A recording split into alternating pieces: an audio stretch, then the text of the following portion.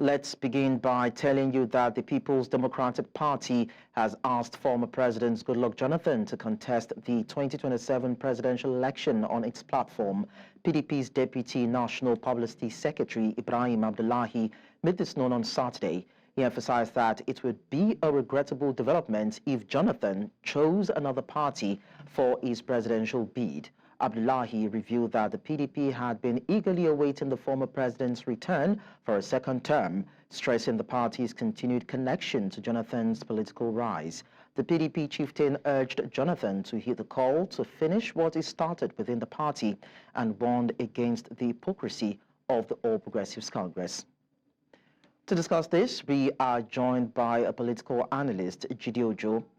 Mr. Ojo, thank you so much for joining us on the news. It's my pleasure, Leko. Good evening. Compliments of the season. Same to you, too. Now, is former President Goodluck Jonathan what the People's Democratic Party needs to cause an upset in the 2027 presidential election? I'm not sure PDP knows what it needs because prior to now, we've been hearing about a section of PDP trying to project and promote Oyo State Governor Seyi Makinde as his 2027 candidate. But there seems to be another group, maybe the northern group within the PDP, who feels that backing Goodluck Jonathan may be their wild card and a sure banker for them back to Aso Rock. But I doubt if Goodluck Jonathan will be naive to eat that call when there has not been effective reconciliation effort to strengthen the leadership of PDP. As we know, there is leadership crisis in PDP. There are quite a formidable force that are against the continued leadership of Umar Damagun as the acting chairman. And Umar Damagun has been there for like 2 years now, or second year running, because he took over from Iyochayu, and since then they've not had the substantive chairman of PDP. And then even though they set up a reconciliation committee, I doubt whether that committee has succeeded in reconciling all the warring factions. Even in that, Goodluck Jonathan now wants to. Yeah, so I was even going to say that even in that, doesn't it send a loud message to Atiku Abubakar about his presidential ambition or purported presidential ambition with the party? Again, there are forces aligned against the likelihood of Atiku Abubakar emerging as the candidate of the PDP in 2027. And if I were him, I would have smelled the coffee that the party actually doesn't want me. Because whether you talk about Goodluck Jonathan or you talk of Seyi Makinde, there seems to be a rallying behind a southern presidential candidate in PDP in 2027. Don't forget that this sore point is what has led the party to its current crisis. The fact that they did not zone the 2023 presidential ticket to the south and allowing Atiku Abubakar to emerge as the candidate of the party back to back. After he was candidate in 2019, he was also candidate in 2023, and he has not led them to victory. I understand the choice of or the call on Goodluck Jonathan. They are taking a cue from what happened in Ghana last weekend, where former President John Mahama was able to stage a comeback just like Donald Trump in US. And they felt that, okay, if they are able to get Goodluck Jonathan to run, given the fact to go, it will facilitate the return of power to the north in 2031. So it's just those kind of permutations and forecasting that those who are promoting the Goodluck Jonathan presidential ambition seems to be. But it's not new.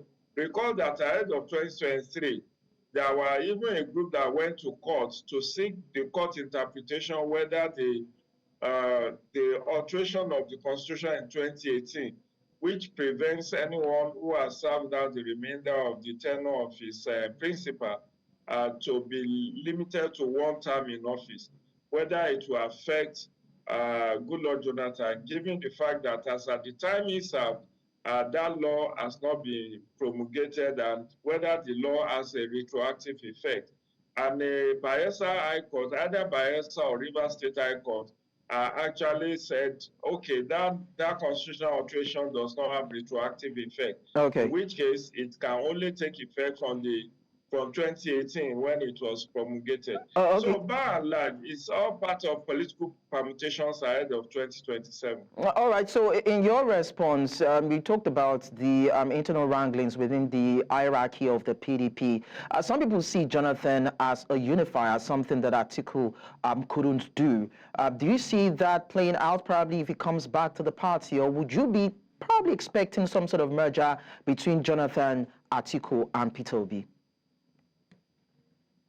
Well, Jonathan hasn't expressly said he's no longer in PDP, unlike Obasanjo that openly tore his membership card. So Goodluck Jonathan hasn't told anybody that he has left PDP. It's just that he has been dormant and has not been active in the PDP affairs. But again, I know if he throws his heart into the fray, someone like Nyesom Wike would defer to him, given the fact that the wife of Goodluck Jonathan played a critical role in the meteoric rise of Nyesom Wike in the politics of Rivers State. And of course, also, the fact that Goodluck Jonathan also facilitated the political, ascendancy of Nyesom Wike. Don't forget, he served as Minister of State under the Goodluck Jonathan presidency, Minister of State for Education.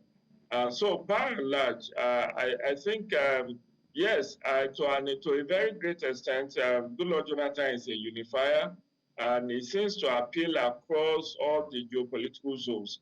But whether APC will just fold his arm akimbo and watch, this development, recall that the power of incumbency is with the APC. And even if the two of them are fielded, I mean, in the event of Bola Tinubu of APC and Goodluck Jonathan in PDP, I'm not too sure whether, given the situation as it is, whether Goodluck Jonathan, having been out of power for about 8 years, will be able to dislodge a APC presidential candidate. So what about the campaign posters that we, according to reports, saw that said to be flooding the north, and some political figures saying that he should run or join the race? Could that be a speculative choice, or maybe a shift by the region to want to unseat the president? Well, don't forget that early in the year, it was from the northern Nigeria we had those who are calling for regime change, asking the military to take over, particularly during the August end part governance protest. So they possibly have looked at the crystal ball and felt that, okay, in order to dislodge APC, they need a southern presidential candidate in PDP. But like I said, PDP needs to first get its house in order, reconcile itself, and have a formidable, because the whispering we are even hearing is that PDP is trying to go into a merger with Labour Party, with NNPP, and maybe some other parties. And that means it understands that it's currently a very weak party. And you could see the gale of defection, not only from Labour Party to APC, but from PDP. Just last week, the daughter of James Ibori of Delta State defected from PDP to APC. So they need to halt that gale of defection, effect a formidable reconciliation, and then they can talk about 2027. Right now, it's very speculative because the the INEC hasn't blown the whistle for political activities All right, to start thank at you. 2026. Yes, well noted political analyst Jide Ojo. Thank you so much for sharing your thoughts with us.